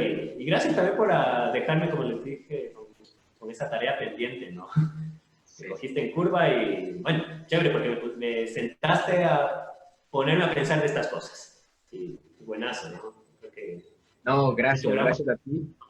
ponerme a pensar de estas vainas y bueno, practicar, ¿no? Me di cuenta que tengo tiempo libre y aprovechemos de nuestro retiro de momento para repensarnos como arquitectos, ¿no? Sí, sí, seguro. Gracias, Javi. Gracias a toda la gente que se conectó. Y la próxima semana igual tenemos otros dos conversatorios, otros dos diálogos. Vamos a tocar el tema ya de urbanismo, espacio público, ciudad. Así que, bueno, cualquier cosa igual nos dejan en los comentarios y podemos responder algunas otras inquietudes que se nos hagan. Gracias, Javi. Cuídate y nos vemos pronto. Esperemos pase pronto y nos podamos encontrar y volver a conversar Chévere, personal. sí, con gusto. Muchas gracias, Luchito. Chao. Gracias, gracias a todos los que se conectaron. Hasta luego.